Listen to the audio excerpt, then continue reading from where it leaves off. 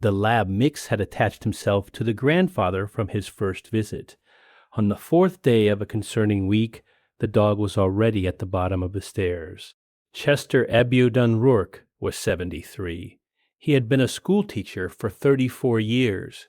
He was visiting his grandson's family for 2 weeks in October. He had met the lab mix, a 3-year-old named Biscuit, black and tan, 62 pounds, on his previous visit, and had understood immediately that they belonged to each other in some way. Biscuit had understood this on the first day. He slept outside Chester's guest room door. He walked with him on the morning constitutional. He sat beside Chester's chair at dinner. The grandson's family had found this sweet and unremarkable.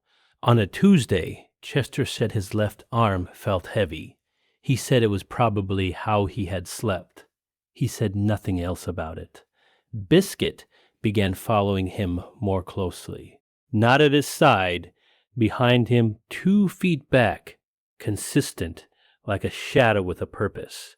Wednesday the heavy arm was lighter, but Chester had trouble with a crossword clue he would normally have solved in seconds. He told himself he was tired. He was 73 and visiting. He was allowed to be tired.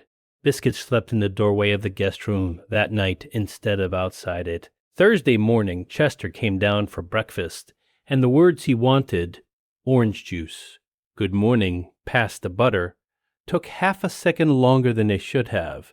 He noticed this. He told himself it was nothing. He had always been a man who told himself things were nothing. Biscuit was at the bottom of the stairs when Chester began to descend. Chester's left leg went strange on the 4th step down. Not painful, disconnected, as if it had decided to think about cooperating rather than cooperating. He reached for the banister.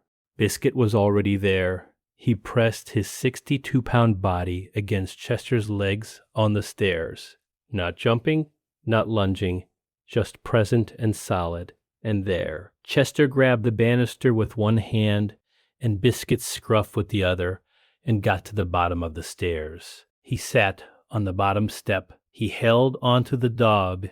He said to no one in particular, I think something is wrong.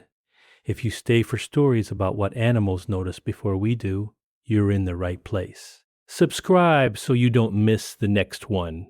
The neurologist at the regional hospital was a woman named Dr. Adaze Obi Williams. The MRI showed a small lacunar infarct in the right internal capsule, a transient ischemic attack, a warning level event that had produced the 3 days of subtle symptoms Chester had been calling tiredness and sleeping wrong. You've been having TIA symptoms for 3 days, she said. The arm heaviness, the word retrieval delay, the leg disconnection, the window for secondary prevention treatment, blood thinners, statin adjustment, blood pressure management is critical in the first 48 hours. After a TIA, you came in at 72 hours.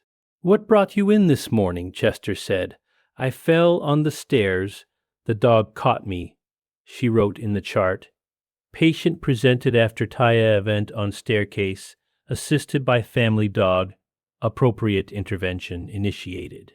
Has your animal ever done something you couldn't explain until it was the only thing that made sense? Tell us in the comments. These stories deserve to be heard. Chester is at home. He is on anticoagulants. He has had no further TIA events. He returns every October, and Biscuit is waiting at the door. He still walks 2 feet behind Chester on every morning constitutional. Chester has stopped calling it following. He calls it company. Every guardian deserves to be recognized, even the ones who slept in the doorway and waited at the bottom of the stairs and knew before anyone else did.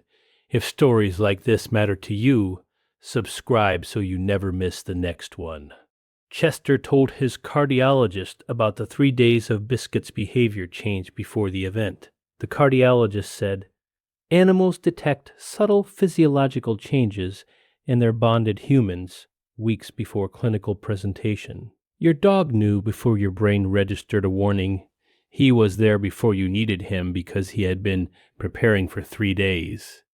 Chester said, "He's a very good dog."